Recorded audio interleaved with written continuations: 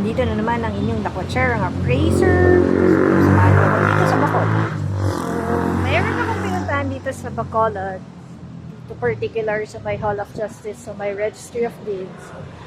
So, nakita ko tong Negros Museum. So, pasok tayo. Alam niyo na mahilig ako sa museum, diba? Pasok tayo sa loob. Tapos magkakape ako dito sa may Museum Cafe. So, ayan. Mayroon may nagbablog. Ayan din. Come on. Pasok tayo sa loob.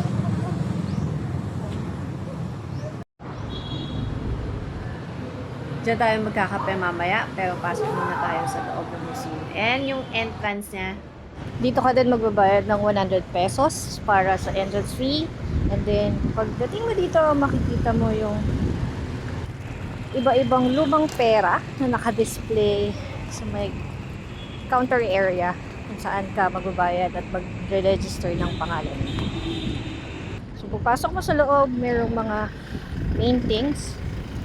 Dito sa ground floor, 2 levels lang siya, hindi ganun kahirap libutin. Ito yung bunga at pagpapasok ka dito sa Negros Museum. So, may art exhibit somewhere there. Tapos ito, pinapakita yung procedure paano gumawa ng bao or bao. Hindi ko alam kung paano yung pronunciation yun, pero yan. So, ayun yung mga art exhibit. So, mostly mga paintings yun nandito. So, ayan. And then, dito naman sa side na to, ito yung map ng Panay Island. Tayo sa taas. Tingnan natin kung anong meron dun sa taas. So, kakatapos lang yung work ko. And sakto, nakakita ko ng museum.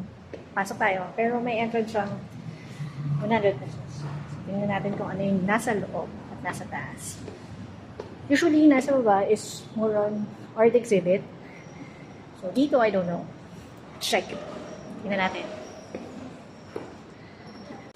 Oh. So, ganun pa rin. Mga story ng mga family na may ambag siguro dito sa Negros. So, ayan. Oh, ayan o. Negrense heroes work quietly. So, ayan. Komite Ejecutivo, Presidente, Gobernador, Mariano Yulo Regalado, Leandro Luxing. So mga tao siguro to. Mga kilalang tao dito sa Negros. Lacson. Is he related to Pampilo Lacson? Hindi ko rin alam. So, yeah. Oh, Araneta. Ito, related din ba siya kay Mar Rojas? Diba? Nasa clan si Mar Rojas ng Araneta clan. So far, the Luxin Pharmacy yan sila eh. So, isa pala tong pharmacy. Tapos, ito naman is nagpaplano sa isang hacienda. Ito sa may bago. Arms production. Gumagawa siguro ng mga baril.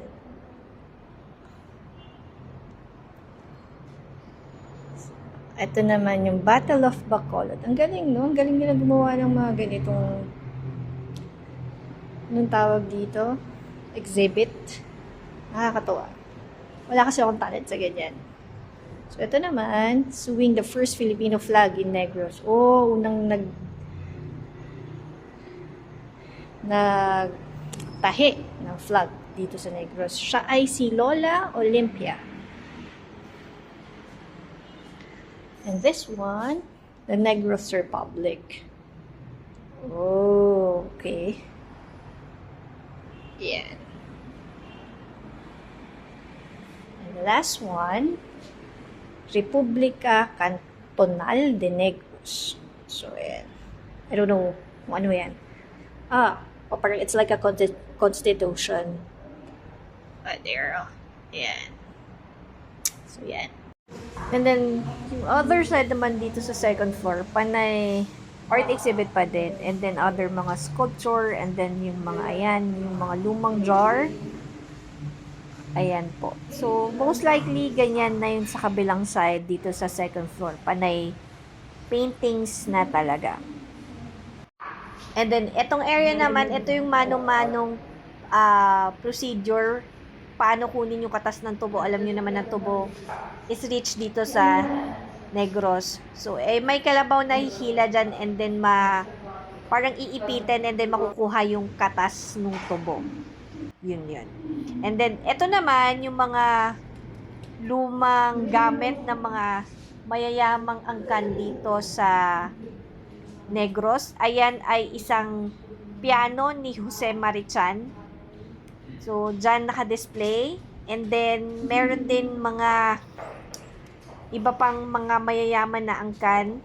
And then, nandito din yung gamit or yung closet ng asawa ni BBM. Mga gamit ng mga hasyendero dito sa Negros. So, ayan daw is sa asawa ni BBM.